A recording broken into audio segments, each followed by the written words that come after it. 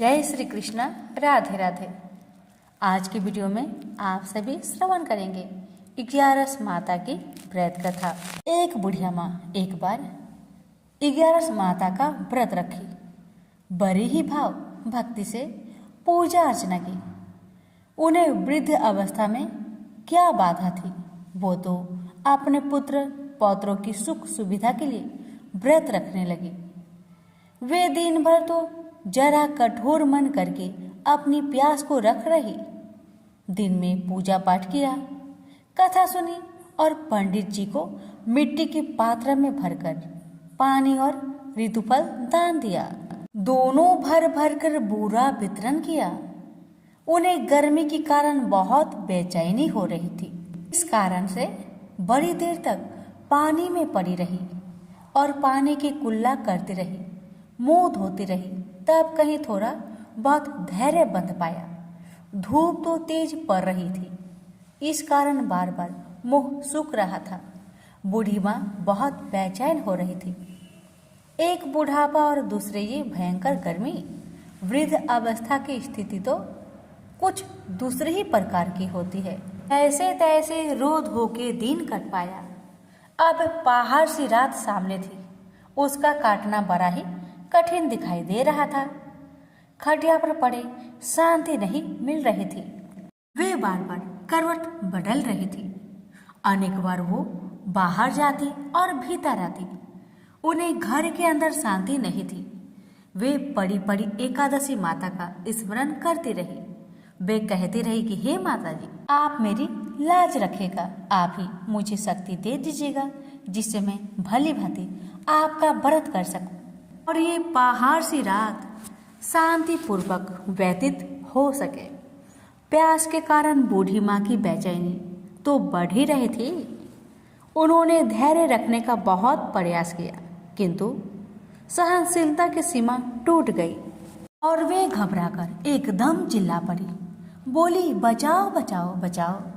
अम्मा का चिल्लाना सुनकर परिवार भर के नर नारी, बच्चे और पड़ोसी एकत्रित होकर बूढ़ी अम्मा की खटिया के समीप पहुंच गए। सबने पूछा, अम्मा जी आपको क्या हो गया? आप क्यों चिल्ला पड़ी है? आप इस वृद्धावस्था में ये कठिन व्रत क्यों कर रही हैं? अम्मा जी ने कहा, शक्ति से ही भक्ति होती है। थोड़ी ही देर में वे फिर से बोली कि अरे हमारे प्राण तो ही निकल जा रहे हैं। मेरी छाती पर ठंडे पानी का घड़ा रख दीजिए। नातियों ने दादी की छाती पर ठंडे पानी का पात्र रख दिया। तब कहीं उन्हें थोड़ा बहुत आराम मिला और थोड़ी देर के लिए उन्होंने अपनी आंखें बंद कर ली। एकादशी माता ने सोचा कि ये बूढ़ी अम्मा है तो बहुत कठोर, जरा जाकर उसकी परीक्षा लेनी चाहिए। वे आधी रात को मुर्गा बनकर टेर लगाने लगी। मुर्गा की आवाज़ सुनकर दादी जल्दी से उठी और बाहर जाकर आसमान की ओर देखा, किंतु आसमान में कहीं उन्हें प्रातःकालीन तारा दिखाई नहीं दिया। वे सोचने लगी कि ये मुर्गा क्यों और कैसे बोल गया है। ये तो आधा रात मालूम प्रतीत होता है। उन्हें प्यास तो बहुत लग ही रही थी। थोड़ा बहुत उनका मन भी विचलित होने लगा था, किंतु अंत में उन्होंने दृढ़ निश्चय किया कि मैं अब व्रत को पूर्ण करके ही छोड़ूंगी, चाहे कुछ भी हो जाए, मेरा प्राण ही क्यों ना निकल जाए। ये सोचकर फिर वे खटिया पर शिथिल होकर सो गई। थोड़ी ही देर में एकादशी माता ने उनकी फिर से परीक्षा लेनी चाहिए। एक छोटी सी बालिका एक गिलास में शरबत लेकर उनके सिरहाने खड़ी हो गई और जोर से बोली, दादी जी सवेरा हो गया, हाथ मुंह धोकर शरबत पी लीजिएगा। पहले तो शरबत का गिलास देखकर उनका मन ललचाने लगा, किंतु अचानक व्रत का स्मरण हो आया और उन्होंने सोचा कि मैं किसी भी प्रकार से अभी शरबत नहीं पी सकती हूँ, और वे शांतिपूर्वक अपनी खटिया पर लेट गई। फिर थोड़ी देर में उन्हें ऐसा लगा कि जैसे किसी ने उन्हें पानी के कुएं में पटक दिया हो। वे बड़ी देर तक उस कुएं में हाथ पांव चलाती रही, किंतु उन्होंने अपने मुख में पानी की एक बूंद भी नहीं जाने दी और वे दृढ़तापूर्वक अपना व्रत पालन करती रही। थोड़ी ही देर में न जाने कहां से सामने आग जलने लगी, जिससे भारी गर्मी बढ़ने लगी। प्यास के कारण प्राण निकलने लगे, किंतु बूढ़ी अम्मा का कुछ भी नहीं बिगड़ पाया। वे जहां की तहां मुस्कुराती हुई बैठी रही। थोड़ी ही देर में बाहर प्रकाश दिखाई देने लगा। ऐसा लगा कि जैसे सवेरा हो आया। बूढ़ी अम्मा ने जब बाहर निकलकर देखा तो समझ गई कि अभी सवेरा होने में 3-4 घंटे की देरी है। यह जानकर वे शांतिपूर्वक इधर उधर घूमने फिरने लगी। एकादशी माता ये बात अच्छी तरह से समझ गई कि ये बूढ़ी अम्मा किसी भी प्रकार से अपने व्रत से नहीं टल सकती। वे उनके सत्य व्रत को ही अच्छी तरह से समझ गई। सवेरा होते ही बूढ़ी माँ ने स्नान किया, भगवान का पूजा पाठ किया, एकादशी माता की कथा सुनी, ब्राह्मणों को दक्षिणा देकर भोजन करवाया। तब कहीं बूढ़ी अम्मा ने जल ग्रहण किया। कन्याओं को भोजन कराने के बाद अम्मा ने भोजन किया। उस श्रेष्ठ व्रत के प्रताप से बूढ़ी अम्मा की आयु में वृद्धि हो गई। उनका घर परिवार हरा भरा हो गया। घर में अब उनके कोई भी अभाव नहीं रहा। वे हर तरह के सुख साधनों से संपन्न हो गई। नाती नातिनों से उनका घर भर गया और वे उसी दिन से 12 महीने की एकादशी का व्रत करने लगी। एकादशी माता के व्रत के प्रताप से इस संसार में हर प्रकार के सुख भोग कर अंत में वैकुंठ धाम को चली गई। से बोलिए एकादशी माता की जय। एक बार एक राज्य में एक राजा रहते थे। राजा बहुत ही बुद्धिमान और बलशाली थे। राजा सदैव अपनी प्रजा का बहुत अच्छे से ध्यान रखते थे। प्रजा भी अपने राजा को बहुत पसंद करते थे। राजा की 2 बेटियां थी। राजा अपनी दोनों बेटियों से बहुत प्रेम करता था। राजा की छोटी बेटी देखने में बहुत सुंदर और आकर्षक थी और राजा की बड़ी बेटी छोटी बेटी के मुकाबले थोड़ा कम सुंदर थी। राजा की छोटी बेटी 11 माता का पूजन किया करती थी और सभी लोग राजा की छोटी बेटी से बहुत प्रेम करते थे और बहुत प्रशंसा करते थे। राजा भी अपनी छोटी बेटी को बड़ी बेटी से अधिक प्रेम करते थे, जिस कारण राजा की बड़ी बेटी अपनी छोटी बहन से बहुत नफरत करने लगी।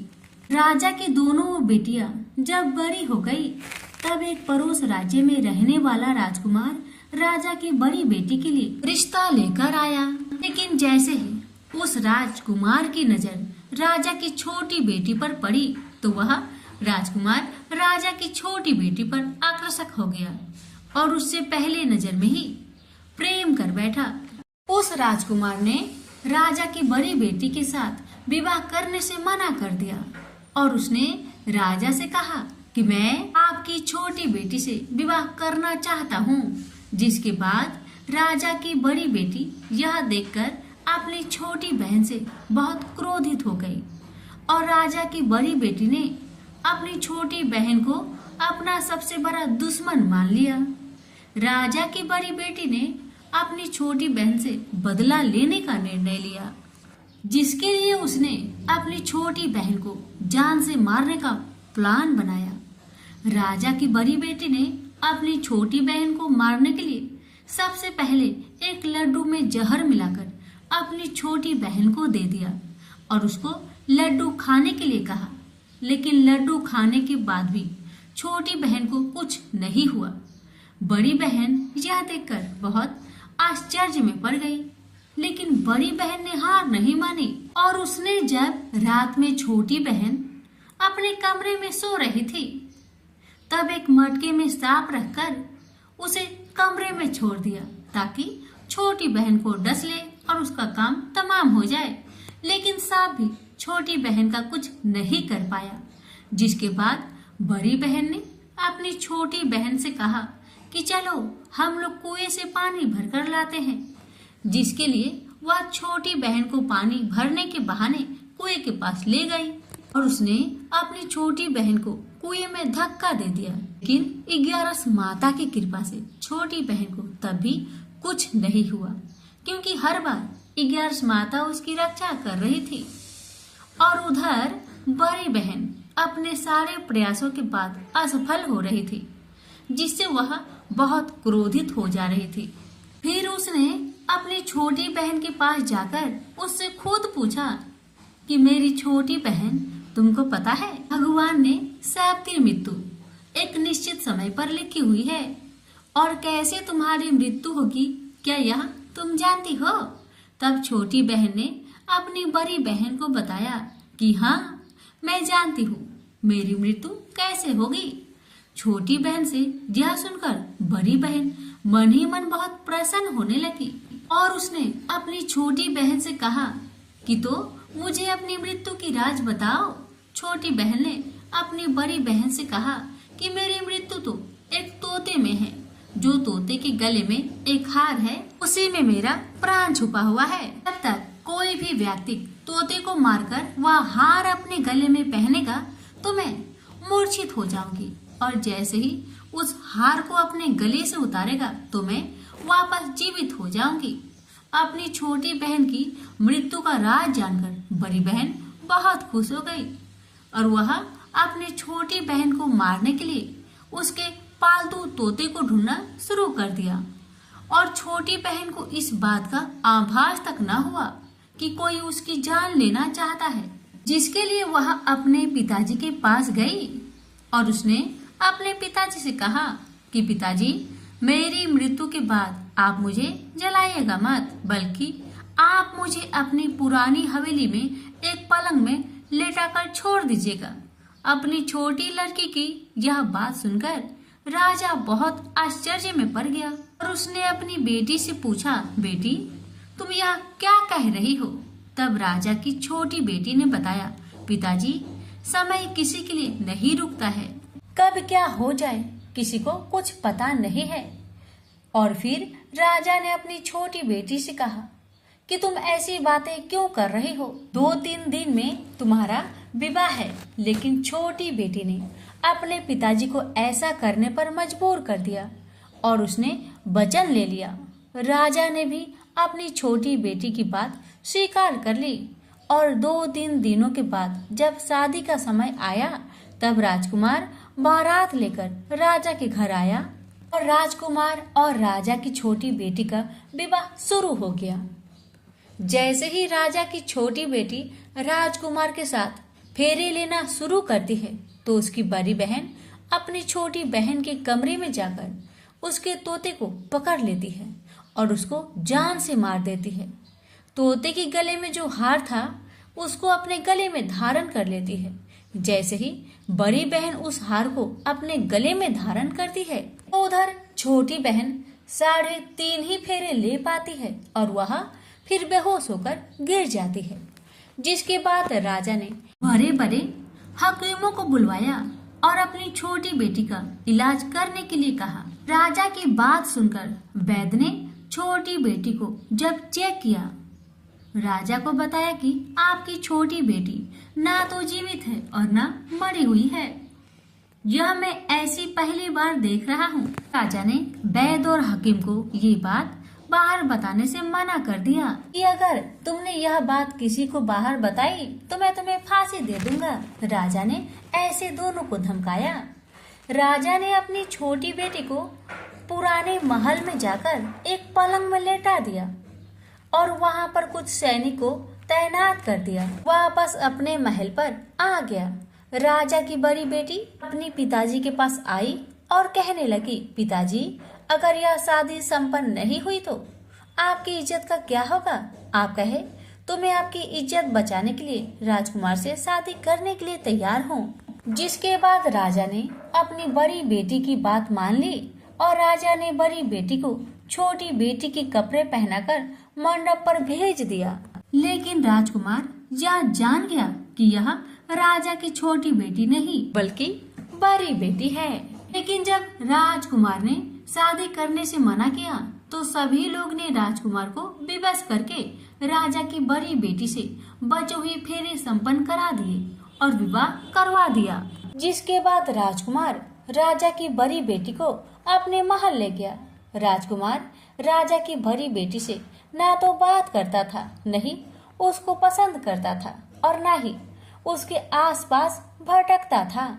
और राजकुमार ने यह फैसला लिया था कि वह अपनी प्रेमिका को ढूंढकर रहेगा और यह जानकर रहेगा कि उसके साथ क्या हुआ है। एक दिन राजकुमार अपने घोड़े पर सवार होकर राजा के पुराने महल के पास पहुंच गया, जहां पर उसने कुछ सैनिकों को देखा।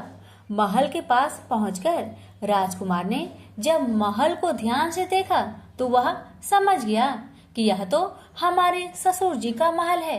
तब राजकुमार ने सैनिकों से पूछा, तुम लोग यहाँ क्या कर रहे हो और इस महल के अंदर उस पलंग में कौन लेटा हुआ है? जिसके बाद सैनिकों ने बताया कि यहाँ पर राजा की छोटी बेटी लेटी हुई है। यह सुनकर राजकुमार बहुत प्रसन्न हुआ और चिंतित भी हुआ। वह तुरंत अपनी प्रेमिका के पास पहुंच गया और उसकी सेवा करने लगा। जैसे ही रात हुई तो राजा की छोटी बेटी उठकर खड़ी हो गई। राजकुमार यह देखकर बहुत खुश हुआ और उसने अपनी प्रेमिका से पूछा कि तुम यहाँ क्या कर रही हो? तुम मेरे साथ मेरे घर चलो। राजा की छोटी बेटी ने राजकुमार को सारी बातें बता दी कि मेरी जान एक तोते में बसी थी और मैंने यह सब सिर्फ अपनी बड़ी बहन को बताया था और मुझे पता है कि उसने ही मुझे मारने का प्रयास किया है।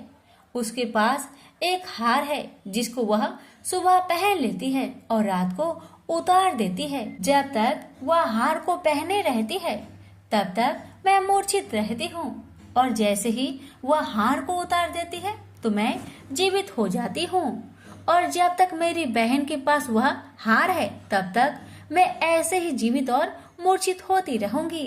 अगर मेरी बड़ी बहन के पास जो हार वह मेरे हाथ लग जाए तो मैं हमेशा के लिए जीवित हो जाऊंगी। राजकुमार यह बात सुनकर राजा की छोटी बेटी के पास रहने का निर्णय ले लिया और उसने अपने बचे हुए सारे फेरे उस पलंग में लेटी राजकुमारी की छोटी बेटी के साथ ले लिए और अपना विवाह को पूर्ण कर लिया और वहीं पर रहने लगा। देखते ही देखते कुछ समय में राजा की छोटी बेटी और राजकुमार की पत्नी पेट से हो गई। एक दिन राजकुमार को किसी काम से बाहर जाना पड़ा। तब छोटी बहन के पेट में बहुत तेज दर्द होने लगा, जिसके बाद उसने 11 माता का ध्यान किया। जिसके बाद वहां पर 11 माता प्रकट हुई और उन्होंने अपने भक्तों के दर्द को दूर किया और एक पुत्र की प्राप्ति करवाई। और वहीं पर अचानक से राजकुमार भी आ गया। राजकुमार ने 11 माता को देखा तो वह आश्चर्य हो गया और उसने तुरंत माता को प्रणाम किया और 11 माता ने राजकुमार से कहा, जब तुम्हारा बेटा 5 वर्ष का हो जाए तो तुम अपनी पत्नी के हार आकर इसके गले में डाल देना। और देखते देखते राजकुमार और राजा की छोटी बेटी का पुत्र 5 वर्ष का हो जाता है। तो राजकुमार अपने बेटे से कहता है कि बेटा, मैं कुछ काम से बाहर जा रहा हूँ, तुम अपनी माता का ध्यान रखना। और वह वहां से चला जाता है। राजकुमार को बाहर निकलता देख बड़ी बहन के सैनिक देख लेते हैं और वह बड़ी बहन को जाकर सारी बातें बता देते हैं। जिसके बाद बड़ी बहन अपनी छोटी बहन के पुत्र को वहां से उठवा लेती है और उसको मरवा देती है। छोटी बेटी के पुत्र के 2 टुकड़े करवा देती है। पहला टुकड़ा चक्की के पास छुपा देती है और दूसरा टुकड़ा अपनी पलंग के नीचे रख देती है। 11 माता बड़ी बहन की सारी करतूत अपनी आंखों से देख रही थी। उनसे रहा नहीं गया। वह एक भिखारी का रूप लेकर बड़ी बहन के पास चली आती है, जिसके बाद वहां पर भिक्षा मांगने लगती है। बड़ी बहन अपने नौकरों से कहती है कि जाकर भिक्षा दे दो, लेकिन जैसे ही नौकर 11 माता को भिक्षा देने के लिए आते हैं तो माता उन्हें मना कर देती है और कहती है कि मैं तुम्हारे महारानी से ही भिक्षा लूंगी, जाओ जाकर कह दो। इसके बाद बड़ी बहन स्वयं ही भिक्षा देने के लिए माता के पास आती है। तब माता एक बिल्ली का रूप लेकर उसके कमरे में चली जाती है और वहां पर छोटी बेटे के पुत्र के टुकड़े को जोड़ देती है और उसे जीवित कर देती है। उसे वहां से ले जाती है। राजकुमार अपने बेटे को लेकर अपनी पत्नी के पास जाता है और उसे कहता है कि तुम इसका ध्यान रखना। अगर तुम इस बच्चे का अच्छे से ध्यान रखोगी तो मैं तुमसे बात करूंगा। एक दिन राजकुमार बच्चे से कहता है कि तुम मम्मी से उनके गले का हार मांग लो। जिसके बाद राजकुमार का लड़का अपनी मम्मी के पास जाता है और कहता है कि मम्मी, मुझे तुम्हारा हार चाहिए जो तुमने गले में पहन रखा है। यह सुनकर पहले तो बड़ी बहन बहुत क्रोधित होती है, पर उसको यह याद आता है कि राजकुमार ने कहा था कि अगर मैं इस बच्चे का ध्यान रखूं तो वह मुझसे बात करेंगे। इसके कारण वह हार को उस बच्चे को दे देती है और वह तुरंत हार ले जाकर अपने पिताजी को दे देता है।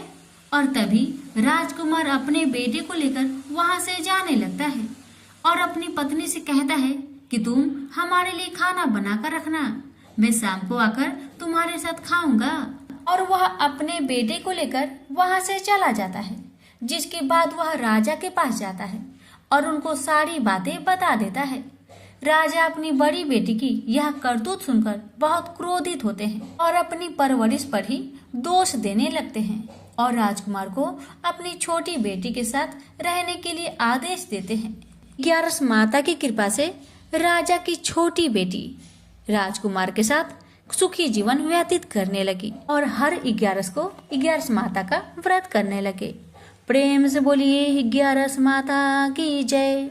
युधिष्ठिर ने भगवान श्री कृष्ण से पूछा, भगवान, पुण्यमयी एकादशी तिथि कैसे उत्पन्न हुई?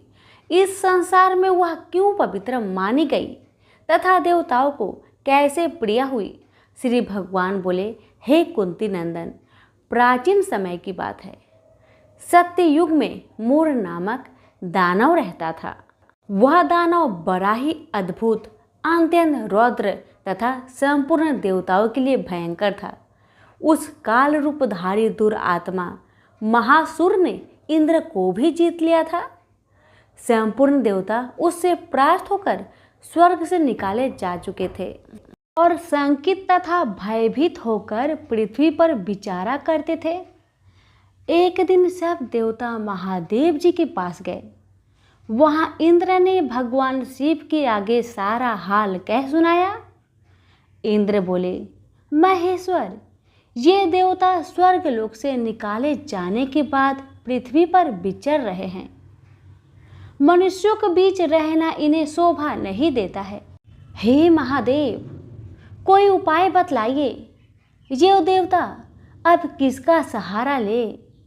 महादेव जी ने कहा, देवराज, जहाँ सबको शरण देने वाले, सबकी रक्षा में तत्पर रहने वाले जगत के स्वामी भगवान गरुड़ ध्वज विराजमान है, तुम लोग वहाँ जाओ, वे ही तुम लोगों की रक्षा करेंगे। भगवान श्री कृष्ण कहते हैं, युधिष्ठिर, महादेव जी की यह बात सुनकर परम बुद्धिमान देवराज इंद्र संपूर्ण देवताओं के साथ क्षीर सागर में गए, जहां भगवान गदाधर सो रहे थे। इंद्र ने हाथ जोड़कर उनकी स्तुति की। इंद्र बोले, देवेश्वर, आपको नमस्कार है। देव, आप ही पति, आप ही मति, आप ही कर्ता और आप ही कारण हैं। आप ही सब लोगों की माता और आप ही इस जगत के पिता हैं। देवता और दानव दोनों ही आपका वंदना करते हैं। पुंडरीकाक्ष, आप दैत्यों के शत्रु हैं। मधुसूदन, आप हम लोगों की रक्षा कीजिए। प्रभु जगन्नाथ, अत्यंत उग्र स्वभाव वाले महाबली मूर दैत्य नामक दैत्य ने इन संपूर्ण देवताओं को जीतकर स्वर्ग से बाहर निकाल दिया है। भगवान देवेश्वर, शरणागत वत्सल, देवता भयभीत होकर आपकी शरण में आए हैं। दानवों का विनाश करने वाले कमल नयन भक्त वत्सल देवेश्वर जनार्दन, हमारी रक्षा कीजिए, रक्षा कीजिए। भगवान, शरण में आए हुए देवताओं की सहायता कीजिए। इंद्र की बात सुनकर भगवान विष्णु बोले, देवराज, यह दानव कैसा है? उसका रूप और बल कैसा है तथा उस दुष्ट के रहने का स्थान कहाँ है?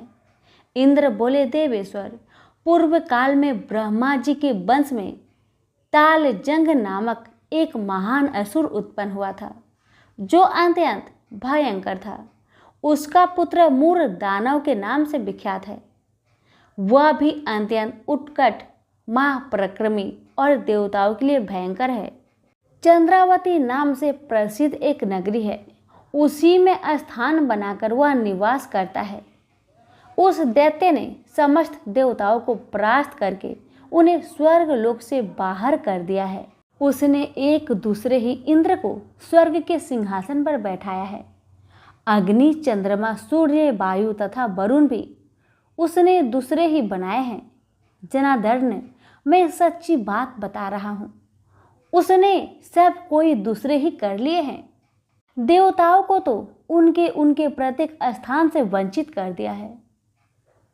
इंद्र की बात सुनकर भगवान जनार्दन को बड़ा क्रोध आया। उन्होंने देवताओं को साथ लेकर चंद्रावती नगरी में प्रवेश किया। भगवान गदाधर ने देखा दैत्यराज बारंबार गर्जना कर रहा है और उससे परास्त होकर संपूर्ण देवता दसों दिशाओं में भाग रहे हैं।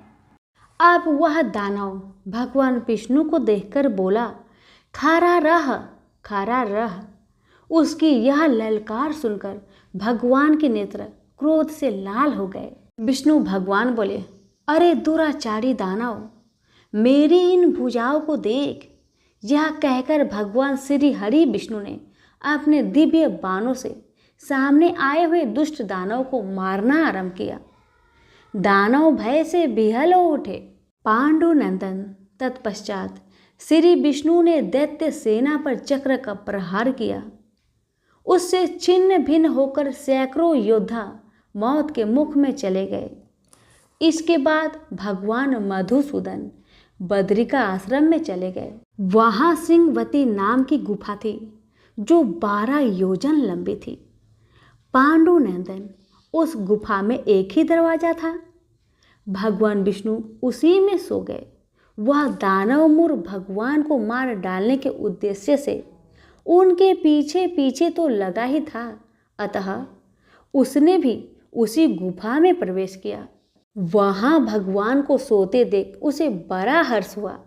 उसने सोचा, यह दानों को भय देने वाला देवता है, अतः निसंदेह इसे मैं मार डालूंगा।